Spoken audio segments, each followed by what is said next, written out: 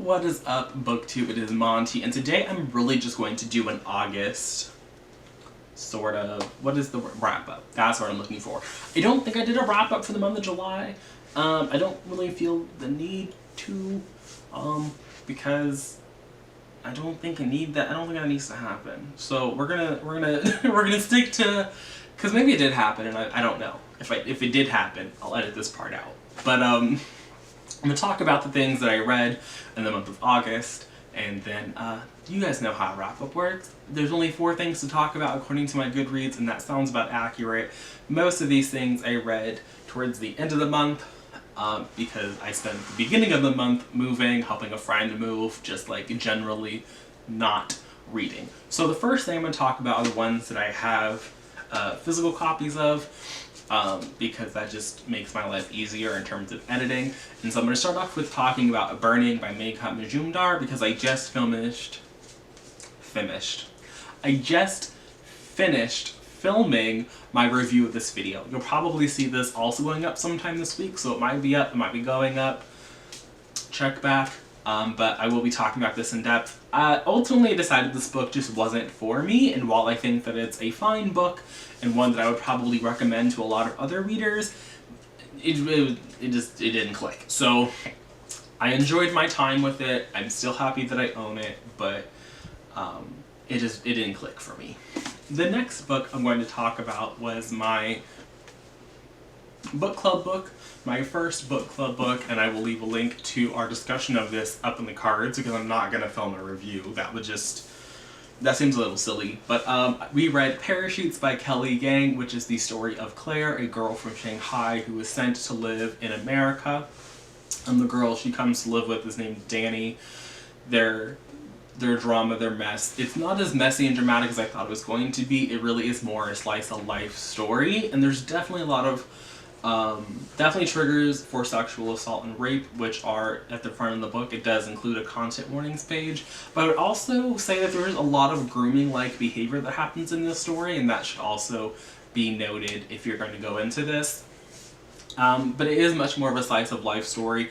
The real plot of the book doesn't happen until like really the last third, and in a lot of books that's an issue for me, but I liked the journey on this one a lot, and I liked Claire. I did not like Danny, I didn't like her for a lot of the book, but ultimately I came to enjoy this one. I gave it 5 out of 5 stars, and I do think that people should read it, if only because I think there's definitely a lot of things you can talk about after having read it. The next book I'm going to talk about is Majesty, American Royals Book 2. I was so excited when I got the arc of this one because American Royals was one of my favorite reads from last year, which was a surprise to me because I definitely thought I was going to hate that book. And when I didn't, it was everything. So I managed to get a hold of the sequel, and it was everything you want in a sequel. I definitely think that it has some issues. It's definitely not a perfect book, but I think if you liked American Royals, I don't think that Majesty lets you down. It definitely continues the plot forward. There's a lot of mess, and while again, I don't like where all the mess ended, and I definitely do not agree with how that book ends, I still gave it 5 out of 5 stars because I think that even the things I didn't like, I felt were true for the characters. And I didn't think they were happening just because this was the second book that had to be the final book. Would I take a third book? I definitely would. I would love to continue on in this world, even if it was like later on down the line, or if it was like a novella. Like, I just love these characters. I love them all. Daphne was super racist in this one. In the first one, I thought maybe she was racist. The sequel, racism confirmed, but you know, who was surprised?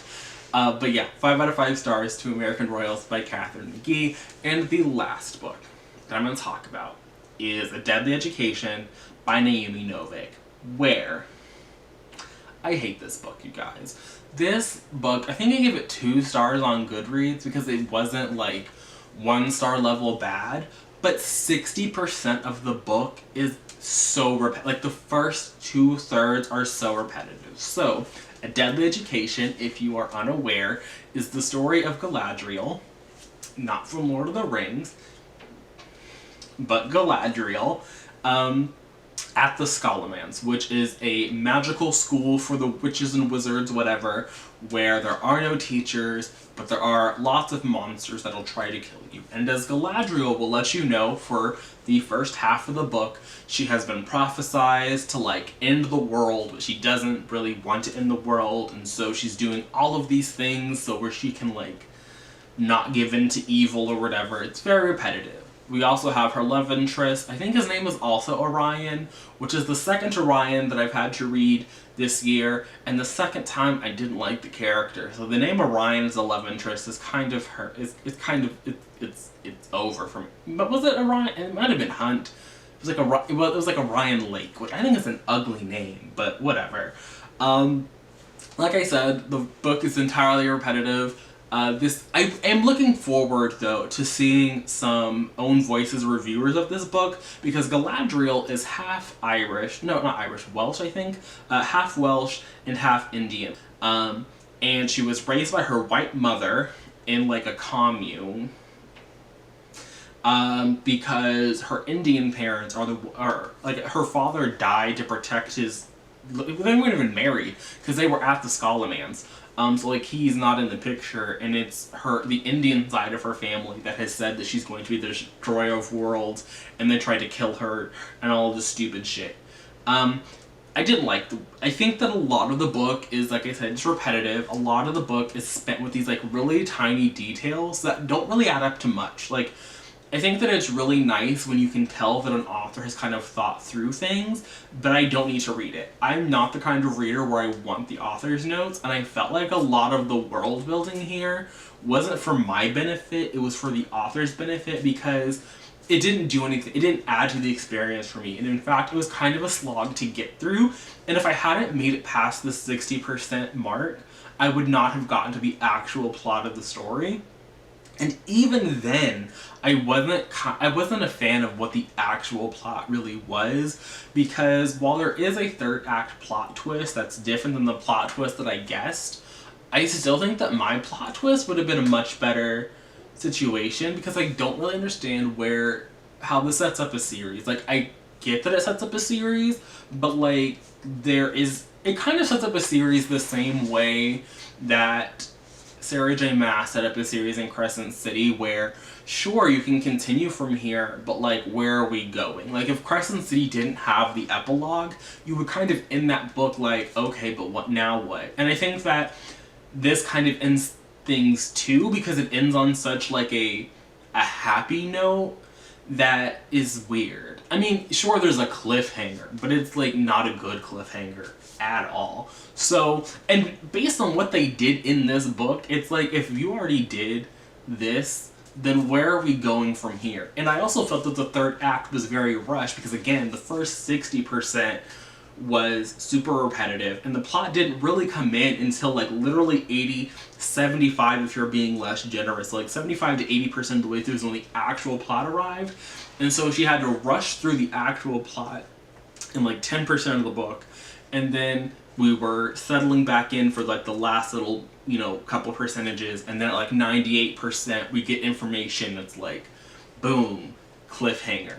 So I don't think A Deadly Education is a good book. If you didn't know, I did some live reactions on Instagram. They're a highlight. They're all text-based, so they should be fully accessible to people. So that's a thing. I don't recommend this book. I definitely do not think you should buy any book boxes special edition of this book, because again, like, the writing was nothing to write home about, the plot wasn't there. I really in good conscience cannot advise people to spend their hard-earned money on this, and I definitely think you should pick it up from the library if that's at all an option. I understand that libraries aren't everywhere, but if it is an option, I definitely recommend it, because this was not it. So, with that said, that's what I read in the month of August. Please let me know down in the comment section what your top book was last month and what your least favorite book was last month, assuming you read more than one. If you only read one book in the month of August, you get to pick. You can tell me if it was a hit or a miss, and I will look forward to those comments. As always, if you made it this far into the video, please leave this emoji in the comment section, and I'll see you guys again soon. But until then, and until next time, Bye.